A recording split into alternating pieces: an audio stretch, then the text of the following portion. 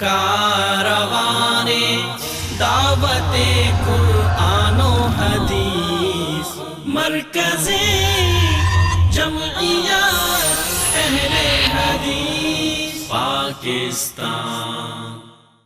السلام علیکم ورحمۃ اللہ وبرکاتہ۔ الحمدللہ نحمده ونستعینه ونستغفره ونؤمن به ونتوکل علیہ ونعوذ باللہ من شرور انفسنا ومن سیئات اعمالنا، من يهده الله فلا مضل له ومن يضلله فلا هادي له، ونشهد أن لا إله إلا الله وحده لا شريك له، ونشهد أن محمدا عبده ورسوله، أما بعد فإن خير الحديث كتاب الله، وخير الهدي هدي محمد صلى الله عليه وسلم، وشر الأمور محدثاتها وكل محدثة بدعة وكل بدعة ضلالة وكل ضلالة في النار۔ اللهم صل على محمد وعلى آل محمد كما صليت على إبراهيم وعلى آل إبراهيم إنك حميد مجيد۔ اللهم بارك على محمد وعلى آل محمد كما باركت على إبراهيم وعلى آل إبراهيم إنك حميد مجيد۔ رب اشرح لي صدري ويسر لي أمري واحلل عقدة من لساني يفقهوا قولي، رب زدني علما رب زدني علما رب زدني علما۔ قال الله تبارك وتعالى في كلامه المجيد والفرقان الحميد، أعوذ بالله من الشيطان الرجيم،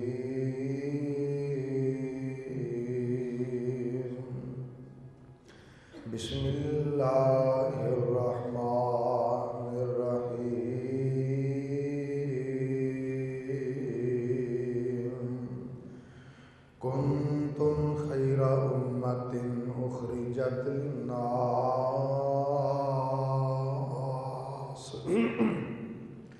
تأمرون بالمعروف وتنهون عن المنكر۔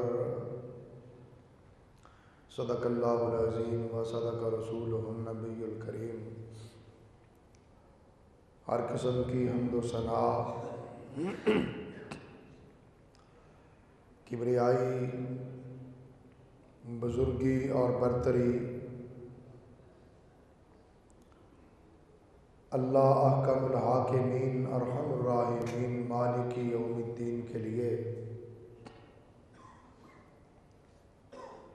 جو ساری کائنات کا اکیلا ہی پیدا کرنے والا اور اکیلا ہی اس کا نظام چلانے والا ہے، ہر قسم کے نفع اور نقصان کا مالک، عزت و ذلت کا مالک، بیٹے اور بیٹیاں عطا کرنے کا مالک صرف اللہ ہے۔ اللہ کی ذات میں، اللہ کی صفات میں کوئی اس کا شریک نہیں، کوئی اس کا ساجی نہیں، کوئی اس کا ہمسر نہیں۔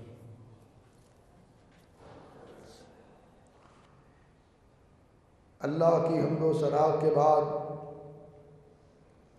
بے شمار انگنت لاتعداد لامحدود درود و سلام میرے اور آپ کے پیارے آقا، میرے اور آپ کے پیر و مرشد، امام الانبیاء، خاتم الانبیاء، نبی الانبیاء، جناب محمد الرسول اللہ صلی اللہ علیہ وآلہ وأصحابہ وسلم کی ذات اقدس و مقدس پر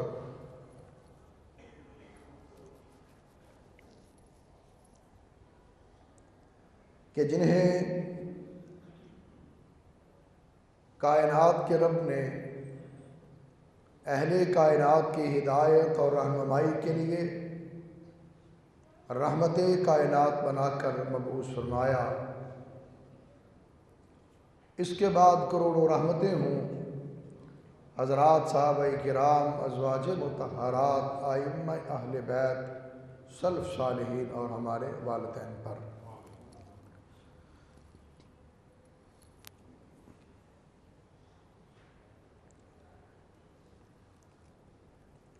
اس وقت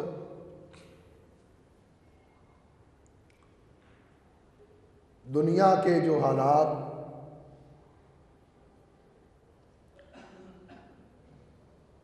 اور بالخصوص مسلم ممالک کے جو حالات ہیں،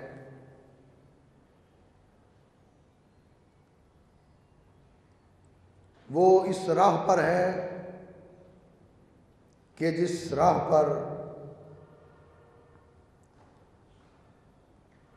اللہ کا غضب اور اللہ کا غصہ اترتا ہے۔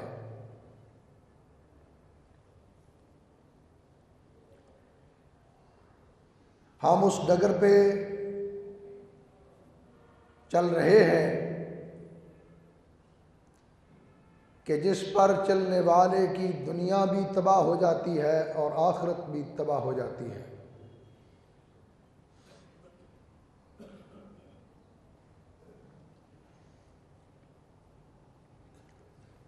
حالات کی نبض کو پہچاننا چاہیے کہ حالات کس ڈگر پر ہیں، کس راستے پر ہیں،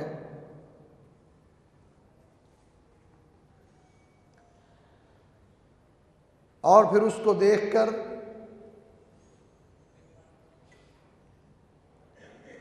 اپنا احتساب کرنا چاہیے۔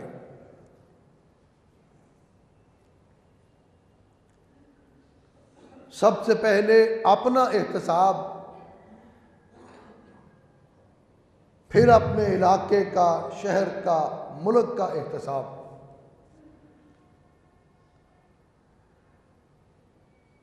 اور اگر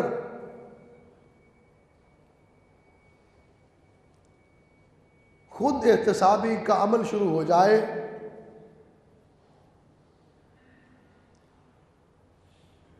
تو بہت سارے مسائل از خود حل ہو سکتے ہیں۔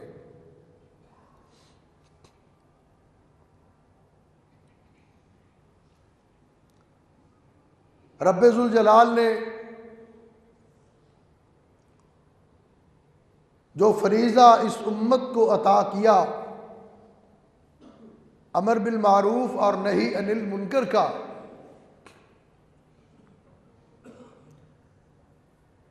آج ہم اس کو چھوڑ بیٹھے کیونکہ جو بیماریاں اور برائیاں ہمارے ہاں در آئی ہیں وہ انتہائی خطرناک ہیں۔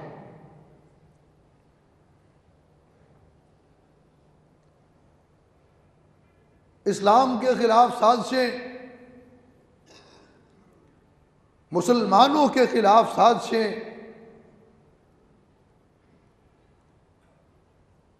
مسلم امہ کے خلاف سازشیں، منصوبہ بندیاں، حربے، یہ آج کوئی نئی بات نہیں۔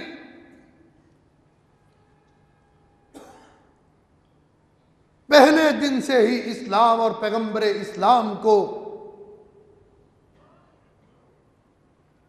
ان سازشوں کا سامنا رہا ہے،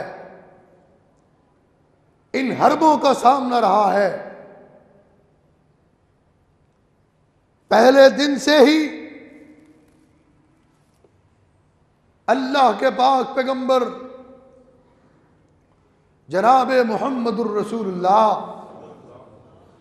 صلی اللہ علیہ وآلہ وأصحابہ وسلم کی ذات کو،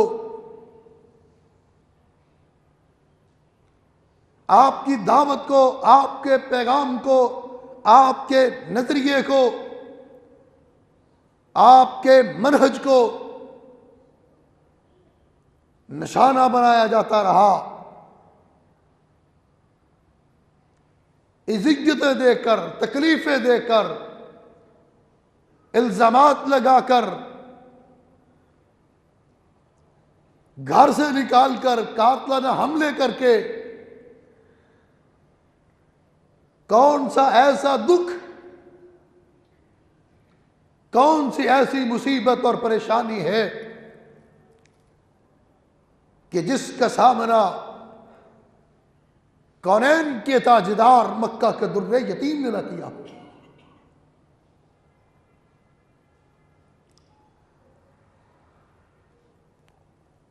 مکہ والے پہلے اکیلے مخالفتیں کرتے رہے، اکیلے سازشیں کرتے رہے، پھر اس کے بعد گرد و نواح کے قبائل کو بھی ساتھ ملایا، ارد گرد کے اسلام دشمنوں کو اکٹھا کیا اور اجتماعی سازشیں شروع کر دی، اسلام کے خلاف پروپیگنڈا، مسلمانوں کے خلاف حربے۔ لیکن سارے مل کر اسلام پہ حملہ آور ہوئے، سارے مل کر مسلمانوں پہ حملہ آور ہوئے، ہر میدان میں، ہر لڑائی میں، ہر محاذ پہ رب ذوالجلال نے مسلمانوں کی مدد کی، رب ذوالجلال کی نصرت سے مسلمانوں کو فتح ملتی رہی، اسلام غالب آتا رہا اور کفر کا منہ کالا ہوتا رہا۔ جب لڑائی کے میدان میں، عسکری میدان میں، جنگ کے میدان میں کافر ناکام ہوئے تو پھر انہوں نے اسلام اور مسلمانوں کے خلاف سازشوں کا راستہ اپنایا اور طریقے اختیار کیے کہ جس سے اسلام اور مسلمانوں کو ختم کیا جا سکے۔ کبھی زہد و تقوی کے پردے میں خارجیت کے حوالے سے سازش کی گئی، کبھی عبداللہ بن سبا کی طرف سے مسلمانوں کے اندر فرقہ واریت کو ہوا دی گئی، کبھی اسلام اور مسلمانوں کے خلاف خود ساختہ نبوتوں کا سہارا لیا گیا، کبھی نظریہ مہدویت کو پیروان چڑھایا گیا، کبھی نظریہ امامت کے حوالے سے، کبھی نظریہ غامدیت کے حوالے سے یہ سازشیں کی جاتی رہی، اور کبھی اجتہاد کے نام سے، کبھی فقاہت کے نام پہ، کبھی فتووں کے نام پہ، کبھی فلسفیانہ موشگافیوں کے نام پہ، کبھی منطقی انداز میں اسلام اور مسلمانوں کے خلاف سازشیں ہوتی رہی۔ سازشوں کا بازار مسلسل گرم کیے رکھا گیا، لیکن ہر میدان کے اندر اللہ نے مسلمانوں کو فتح عطا فرمائی، اسلام کو فتح عطا فرمائی۔ اسلام پہلے سے مضبوط ہوا، اسلام بڑھتا چلا گیا، اسلام کی ترقی اور ترویج کوئی نہ روک سکا۔ آج کے اس دور میں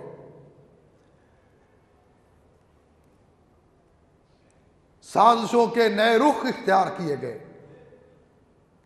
نئے حربے استعمال کیے گئے اسلام کو کمزور کرنے کے لیے، مسلمانوں کو کمزور کرنے کے لیے۔ ان کو سمجھنا، ان کو بتانا یہ ضروری ہے، وہ کون سے حربے، وہ کون سی سازشیں، وہ کون سے نئے رخ، نئے زاویے دشمنان اسلام نے اختیار کیے ہیں کہ جس سے ہمیں بچنا چاہیے۔ پہلا رخ انہوں نے یہ اختیار کیا، پہلا حربہ یہ استعمال کیا کہ مسلمانوں کی نسل کشی کی جائے، ان کی نسل کو بڑھنے سے روکا جائے، مسلمانوں کی تعداد کو کم کیا جائے۔ اور یہ آج کی بات نہیں، یہ اسلام کے دشمنوں کا بہت پرانا عقیدہ ہے، یہ توحید کے دشمنوں کا بہت پرانا عقیدہ ہے، یہ اللہ کے دشمنوں کا، منکروں کا بہت پرانا عقیدہ ہے کہ جب فرعون نے موسیٰ علیہ السلام کا راستہ روکنے کے لیے یہ حربہ استعمال کیا، بچوں کو قتل کروایا، کتنے بے شمار وہ بچے ہیں جن کو فرعون نے موسیٰ علیہ السلام کا راستہ روکنے کے لیے قتل کروا دیا تاکہ موسیٰ علیہ السلام کا راستہ آگے نہ بڑھ سکے۔ صرف موسیٰ علیہ السلام، اور پھر یہی نہیں، اللہ کے پاک پیغمبر جناب محمد الرسول اللہ صلی اللہ علیہ وسلم کے بچوں کی وفات کے بعد، آپ کے صاحبزادوں کی وفات کے بعد کفار مکہ خوشیاں مناتے رہے، کفار مکہ جشن مناتے رہے کہ معاذ اللہ استغفر اللہ، محمد صلی اللہ علیہ وسلم کی نسل آگے نہیں بڑھے گی، ان کی نسل ختم ہو جائے گی۔ نسل کو ختم کرنا، نسل کشی کرنا، نسل کو آگے بڑھنے سے روکنا مسلمانوں کی، یہ اسلام کے دشمنوں کی پرانی سازش رہی ہے۔ لیکن اب طریقہ نیا اختیار کیا انہوں نے، مسلمانوں کے خاتمے کا، مسلمانوں کی نسل کشی کا، کہ اسلام کا راستہ روکا جائے۔ اب کیا طریقہ اختیار کیا کہ مسلمانوں کے گھر اولاد کو پیدا ہی نہ ہونے دیا جائے، مسلمانوں کے گھروں میں بچوں کی پیدائش کو روکا جائے، پیدا ہونے کے بعد مارنا، قتل کرنا دور کی بات ہے، بات کی بات ہے۔ انہوں نے یہ منصوبہ بندی کی، یہ پلاننگ کی کہ اسلام کو کس طرح روکا جا سکتا ہے، اسلام کے ماننے والوں کو کس طرح کم کیا جا سکتا ہے، مسلمانوں کی تعداد کو کس طرح کم کیا جا سکتا ہے۔ اس کے لیے انہوں نے اس منصوبہ بندی کو منصوبہ بندی کا نام دے دیا، اس پلاننگ کو پلاننگ کا نام دے دیا کہ یہ منصوبہ بندی ہے جی، اولاد کے لیے منصوبہ بندی۔ رزق سے ڈرا کر، روزگار سے ڈرا کر، معاش سے ڈرا کر، رزق کی تنگی کا بتا کر، اپنے جھوٹے دانشورانہ اور فلسفیانہ لیکچروں سے، لٹریچر سے، میڈیا کی آڑ لے کر اسلام کے ماننے والے اور ان مسلمانوں کی نسل کشی کی جانے لگی۔ فیملی پلاننگ، خاندانی منصوبہ بندی، بہبود آبادی، یہ نام دیے گئے، اور ان ناموں کا سہارا لے کر مسلمانوں کے خلاف سازش کی گئی، مسلمانوں کی اکثریت کے خلاف سازش کی گئی، مسلمانوں کی امت کے خلاف سازش کی گئی کہ رزق کی تنگی، مہنگائی، روزگار نہیں، تربیت نہیں، اور اللہ کا واضح حکم امت بھول گئی۔ لا تقتلوا اولادکم خشیۃ املاق، رزق سے کے ڈر سے اپنی اولاد کو قتل نہ کرنا۔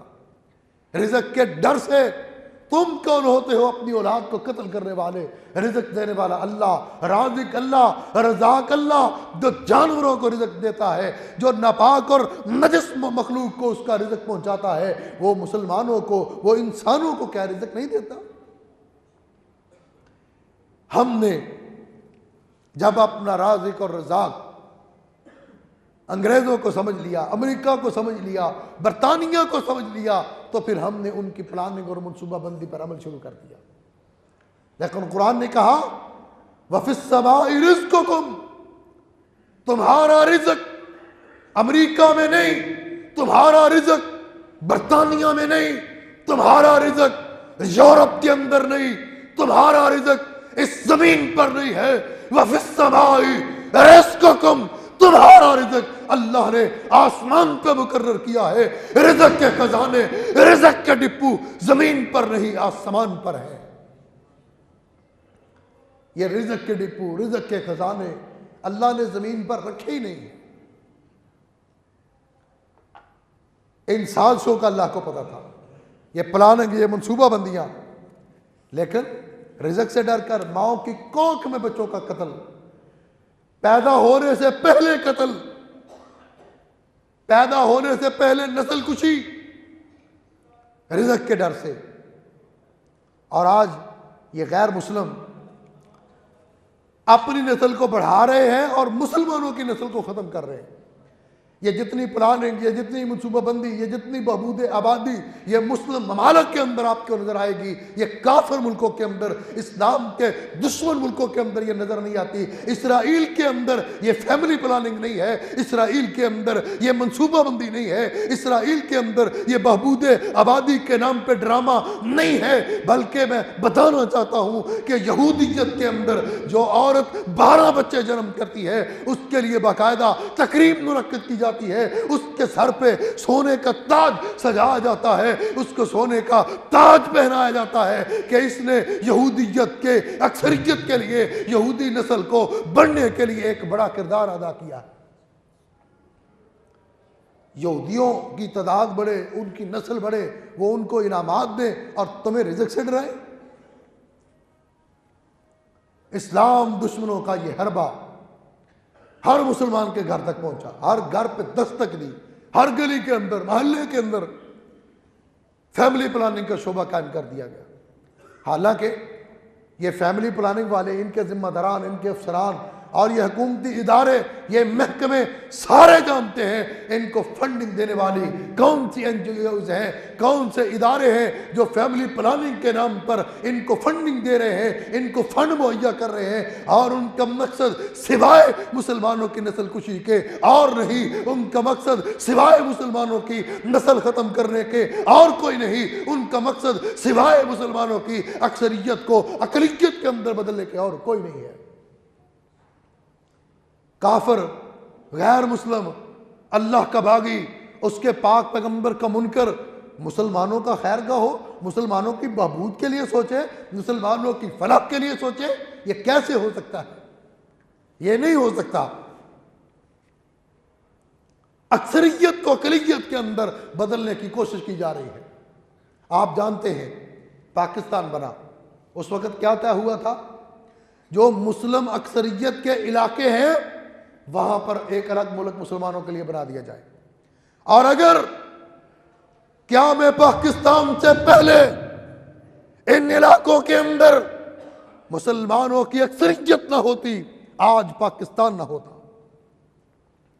1946 کے انتخابات میں ان علاقوں میں مسلم لیگ نے الیکشن جیتا، ان علاقوں میں مسلمان امیدوار جیتے، ان علاقوں میں مسلم اکثریت ہونے کی وجہ سے پاکستان بنا۔ کافر یہ بات سمجھتا ہے، اس کو پتا ہے کہ مسلم اکثریت کی وجہ سے یہ ملک بنا، اگر اس ملک کو ختم کرنا ہے تو معاذ اللہ استغفر اللہ پھر پاکستان سے مسلمانوں کی اکثریت کو ختم کر دیا جائے، ان کو اقلیت کے اندر تبدیل کر دیا جائے۔ فیملی پلاننگ، ببودے بادی، بڑے دانشور قسم کے یہ مافیا ہے ایک، یہ دانشور اور فلسفیانہ سوچ اور ذہن رکھنے والے بڑے تبصرے کرتے ہیں، مہنگائی کا رونا روتے ہیں، رزق کی باتیں کرتے ہیں، روزگار کی باتیں کرتے ہیں۔ اگر یہ اسلام کے ساتھ مخلص ہیں، اگر یہ مسلمانوں کے ساتھ مخلص ہیں، اگر یہ پاکستان کے ساتھ مخلص ہیں تو ان صنعت کاروں کو کیوں نہیں پکڑتے؟ ان سرمایہ داروں کو کیوں نہیں پکڑتے؟ ان وڈیروں کو کیوں نہیں پکڑتے؟ ان سیاست دانوں کو کیوں نہیں پکڑا جاتا جو اربوں ملک کے کھا جاتے ہیں، ڈکار بھی نہیں مارتے، ہضم کر جاتے ہیں، قرضے لے کر اربوں کھاتے ہیں، خربوں پاکستان کے لوٹ کے کھا گئے، ان کو پکڑنے والا کوئی نہیں، ان کا نام لینے والا کوئی نہیں، ان کے خلاف بات کرنے والا کوئی نہیں۔ جو پاکستان کے اربوں اور خربوں کھا گئے، اپنے بینک اکاؤنٹ دوسرے ممالک کے اندر انہوں نے شفٹ کر لیے، آج ان کے خلاف کوئی پلاننگ نہیں ہے، ان کو پکڑنے کے لیے کوئی منصوبہ بندی نہیں ہے۔ یہ سارے سیاستدان آپس کے اندر ملے ہوئے، یہ سارے سیاستدان آپس کے اندر طے ہیں ملک لوٹنے کے لیے، ملک کو کمزور کرنے کے لیے، اسلام اور مسلمانوں کے خلاف پلاننگ اور منصوبہ بندی کے لیے۔ یہ سارے ایک ہوئے، ایک طرف غم کا، مہنگائی کا غم ہے، روزگار کا غم ہے، اور دوسری طرف ان اداروں کو جو اربوں اور خربوں کا رہے ہیں، ملک لوٹ رہے ہیں، ملک کی معیشت کو کمزور کر رہے ہیں، ملک کی بنیادوں کو کھوکھلا کر رہے ہیں، ملک کی ریڑھ کی ہڈی کو کمزور کر رہے ہیں، ان پر گرفت کوئی نہیں، ان کے خلاف کوئی تبصرہ نہیں، ان کے خلاف کوئی چارج شیٹ نہیں، ان کے خلاف کوئی میڈیا ٹرائل نہیں۔ یہ در حقیقت اسلام کے خلاف سازش ہے۔ یوگوسلاویا کے ٹوٹنے کے بعد کئی ریاستیں بنی، تو جن ریاستوں میں مسلمانوں کی اکثریت تھی وہاں پر مسلمانوں کی حکومتیں قائم ہوئی۔ بوسنیا کے اندر، بوسنیا کے نام سے مسلمانوں کا ملک بنا، سویت یونین کی یہ ریاستیں ٹوٹی، سویت یونین ٹوٹا، کئی ریاستیں بنی